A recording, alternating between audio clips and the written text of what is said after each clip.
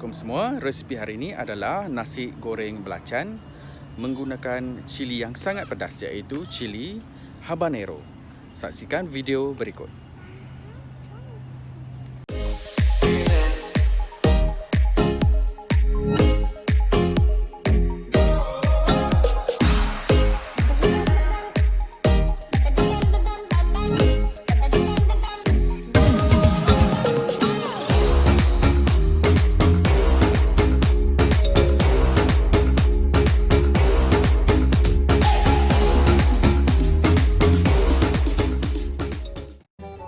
Inilah bahan-bahan yang telah saya sediakan untuk nasi goreng belacan cili habanero. 5 sendok nasi sejuk, minyak zaitun, cendawan hutang, garam Himalaya, bawang besar, bawang putih, kobis, sedikit ikan bilis, 2 biji telur ayam, sedikit belacan dan 3 biji cili habanero. Ini saja ya bahan yang ada di dapur saya untuk buat nasi goreng pagi ni. Dan anda boleh kurangkan ataupun lebihkan bahan kalau anda sukalah. Proses pertama adalah menumbuk cili habanero dengan belacan di dalam lesung batu ni. Minta maaf ya, lesung batu saya ni agak kekuningan sebab saya kerap masak lomak cili api. Masak lomak cili api ni saya gunakan kunyit hidup, sebab itulah dia jadi kuning macam ni bila ditumbuk dalam lesung batu ni. Kerap sangat. Okey, cili ni menghasilkan gas ataupun bau yang agak tajam. Semasa saya menumbuk cili ni, saya rasa ada bau terhidu, bau yang sangat tajam, pedas, bau pedas yang mencengkam gitu. Ya, inilah hasilnya. Saya tumbuk sehingga hancur cili habanero bersama belacan. Setelah selesai, asingkan ke dalam bekas. Lepas itu, saya akan hiris cendawan butang yang fresh untuk dimasukkan ke dalam nasi goreng. Potongan yang bebas ya, boleh dicincang ataupun boleh dipotong nipis ataupun wedges macam ni. Kalau tak ada cendawan butang fresh macam ni, boleh gunakan cendawan butang yang ada di dalam tin tu. Kalau tak ada pun tak apa, guna sayur apa yang ada di rumah. Saya pun menggunakan sayur-sayuran yang ada di rumah je. Saya tak beli ya.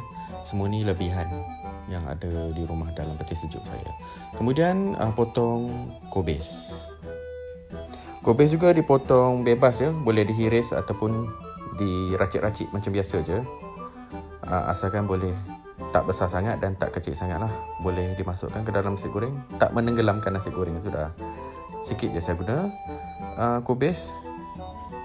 Sekarang saya nak bercerita serba sedikit tentang asal-usul cili habanero. Cili habanero ni berasal dari selatan Amerika, iaitu lebih tepat lagi dari Brazil, dan dibawa oleh masyarakat kaum Mayan ke kawasan Central America, iaitu bahagian yang terdapat negara Mexico dan Kepulauan Cuba. Habanero tu asalnya dari perkataan Havana, iaitu ibu negara Cuba. Orang-orang Amerika, orang-orang Inggeris menyebut Havana, Cuba, tapi orang tempatan mereka memanggil habanero. Cili habanero, iaitu cili Havana.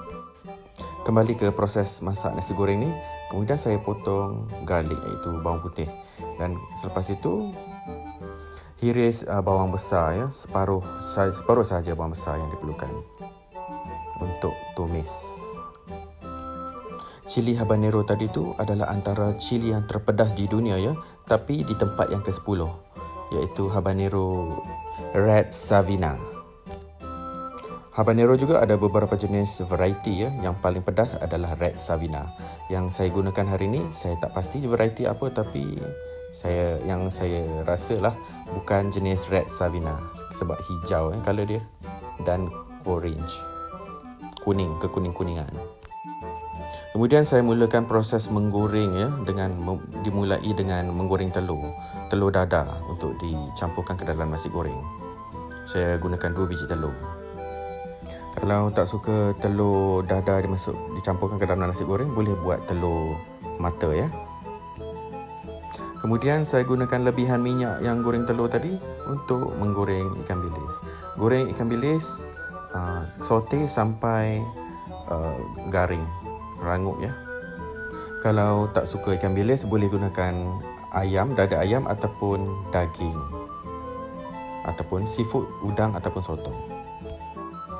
Setelah selesai, minyak yang lebihan tadi saya gunakan kembali ya, dan saya tambahkan sedikit minyak zaitun untuk saya mula menumis bawang. Di sini saya gunakan bawang besar ya. Saya eloknya guna bawang merah yang kecil-kecil tu. Tapi rumah saya tak ada bawang merah. Jarang beli bawang merah. Dan saya gunakan bawang besar. Bawang merah lagi sedap untuk buat nasi goreng ni. Saute bawang besar dan bawang putih sehingga keperangan macam ni. Kemudian boleh masukkan kubis dan cendawan butang yang telah dipotong, dihiris-hiris tadi ya.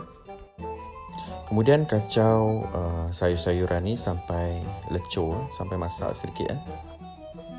Saya tambahkan sedikit air untuk dia ada proses steaming sikit biar dia cepat masak. Nampak sedikit kering ya. Sebenarnya saya memang kurangkan minyak. Saya tak suka lebihkan minyak dalam masakan saya. Saya tengah on diet sekarang. Jadi memang saya kurangkan minyak. Kalau saya guna minyak pun 1 sudu 2 sudu. Itu pun minyak olive oil ataupun minyak zaitun. Kemudian masukkan sambal cili habanero yang telah ditumbuk tadi. Gaul hingga sebati ya.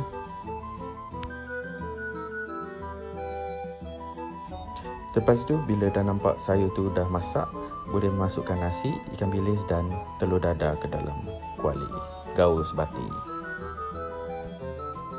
Pastikan keseluruhan nasi putih dimasukkan ke dalam kuali ini berubah warna dan disaluti sambal yang kita masak dengan sayuran tadi.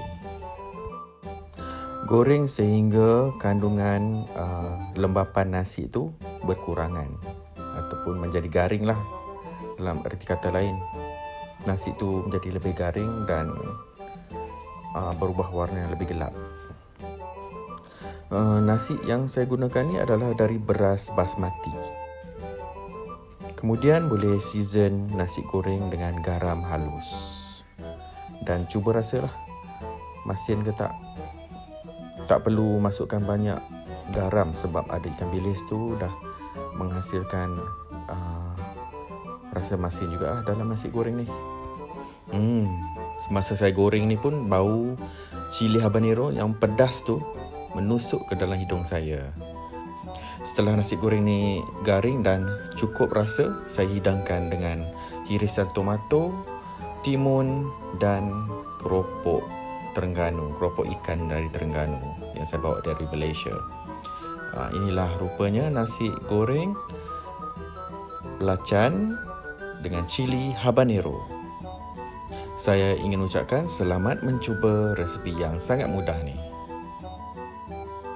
Ya, sekarang tibalah masanya untuk saya cuba nasi goreng belacan cili habanero yang saya buat pagi ni.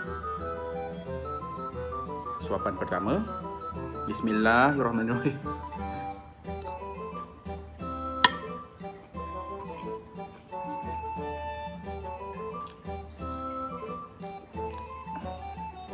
Ya Allah, pedas.